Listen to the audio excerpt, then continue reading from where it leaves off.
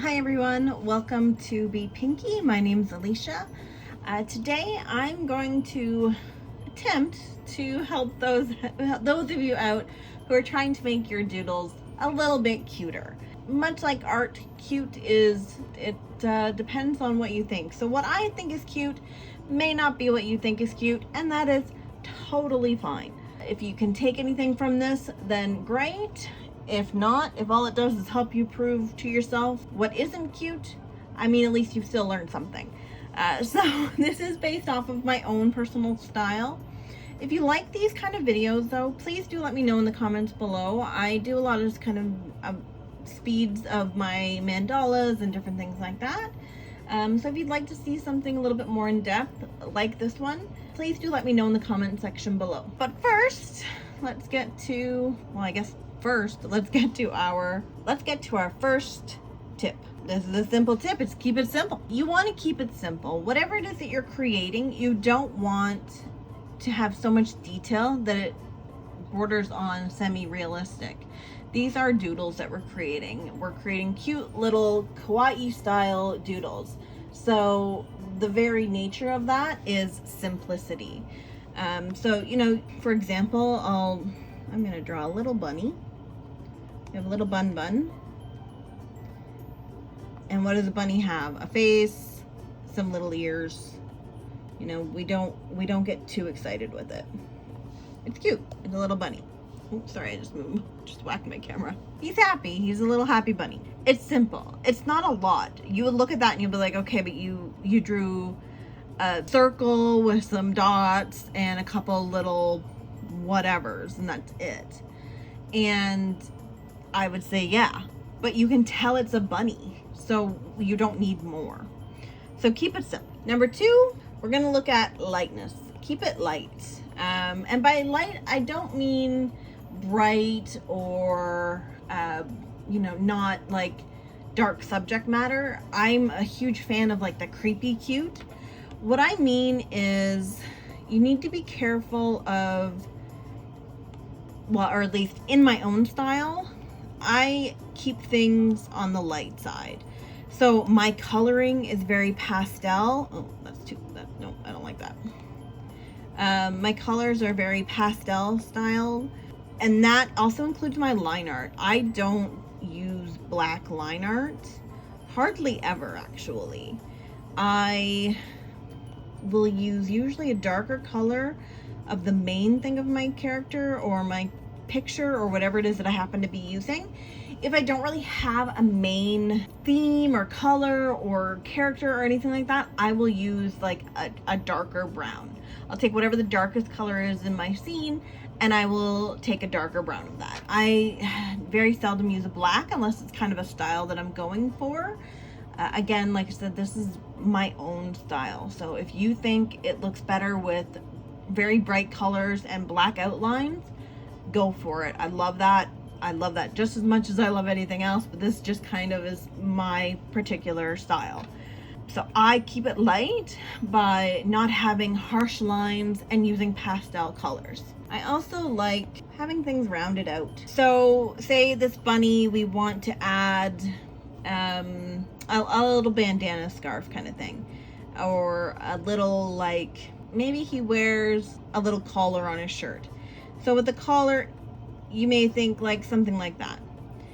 For me, it kind of goes back to keeping it light. You don't want it too harsh. So I will always kind of round those edges out. You put a little thing there. Likewise, if I was going to do like a bandana, I'd do a little thing like that. So I would keep it rounded. No harsh lines. I would avoid any corners, essentially. Okay, tip number 4, don't make it perfect. Perfect? Nope. When we're creating our little bunny, and here I'll show you kind of a side by side here. Oh, that was a beautiful little half a circle thing. Okay. When we went back to the keeping it simple, right? It was a circle with two little blips off of it to make the ears. And that's great. However, if you get too perfect in your circles and in your little blips and in your little doodads, it just doesn't look right. It almost looks like the wrong version of it, or like this thing is from the upside down almost or something. It just, I don't know. It's too perfect. And that almost doesn't really look like a bunny. Even if I put a nose on it, it doesn't really even look like a bunny. Then maybe I'll go like that. No, I don't like that either. Go like this. I think I just don't like it. Okay. But you can see the difference. Even though this is rounded, it is not round. This one is perfectly round. And I used the iPad, so when I make a circle on here, it becomes a circle. That is a true circle, right? And it just looks a little bit off. So although you want to have nice rounded edges and you don't want anything to be super sharp, you don't want it perfect either. At the end of the day, these are doodles too, right? So we want them simple. We don't want them to be perfect. We're not taking 20 minutes to make sure that it looks exactly the way we want it. That's the charm of a doodle, is that it's not perfection. Number 5, face it. It's pretty basic. We've already done it. We've already put the face on there. But no matter what it is, say we wanted to do some toast. And we were like, oh, that's lovely. I love toast. Who doesn't love toast? I love toast, actually. I could go for some toast right now. Still, it's cute. It's like, okay, well, I get it. It's toast. But at the same time, it's just toast. So what do you do to kind of cutify it? You obsess over it like I'm doing right now. But, you know, you add a little stick of butter and you're like, okay, toast. Put a face on it and it's instant kawaii. It's instant cute. And you can do that with anything. It doesn't have to be just toast, obviously. Anything that you put on this will be cute. And it doesn't matter what face either. It doesn't have to be happy toast for it to be cute. We can do mad toast, frustrated toast, and it's still cute. You put a face on it and it's done. Which leads me to number 6, though. If you emote it, it's just as cute, if not cuter. I love having little, like, the faces that are just blank. I mean, that kind of creeps me out a little bit. But no matter what it is, it doesn't have to be just smiling. It can be. It can be a little cheeky. It can be mad. It can be sad. It can be frustrated. Throw some eyebrows into that. And it really kind of gives that emotion even more depth to it and shows it off even more. You can have the exact same face emotion down here. You give it eyebrows and it changes it completely. He went from being kind of angry, mad, sad, to kind of sad and worried with just the flip of an eyebrow. So, you know, take every kind of piece of it and create something new with each of them.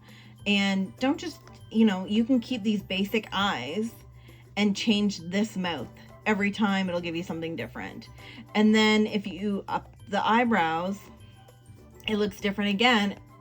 And if you lower them, it looks different. He looks evil there. So even if you keep the eyes the same, you can have several different emotions just by using the mouth and eyebrows. And the same goes with keeping the same mouth, but changing the eyes or, you know, any one part of that face. It's very easy to emote faces without doing a lot of work for it. And it creates really cute little things.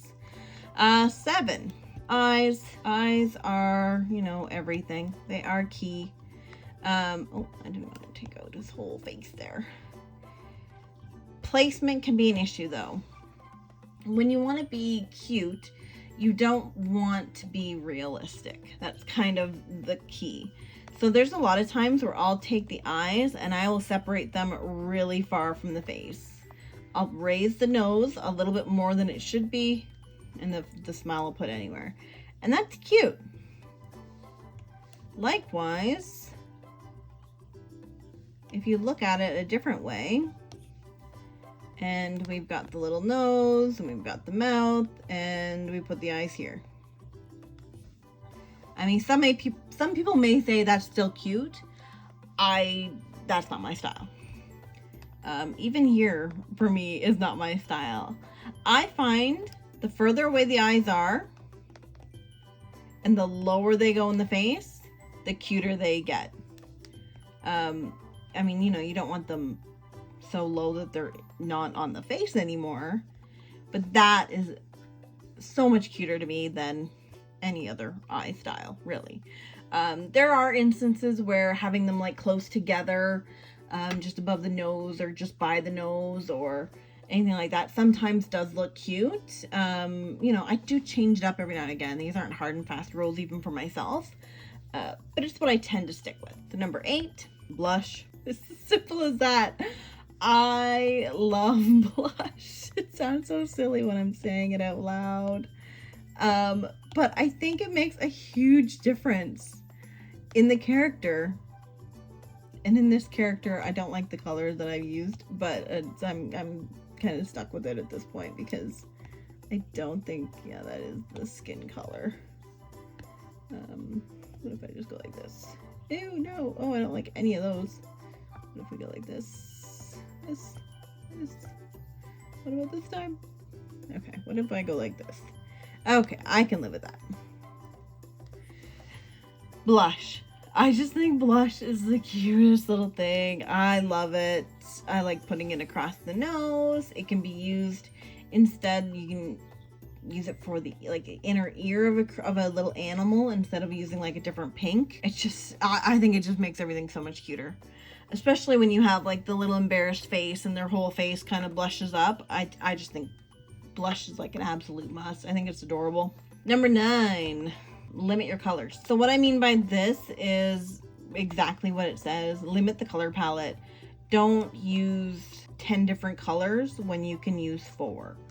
I tend to stick to really no more than 5 colors in a drawing. I think it helps it to be more cohesive, and it all kind of goes back really to step 1, is keeping it simple. When you limit the colors, there's less kind of busyness going on, and you can just focus on the cute little whatever it is that you've created.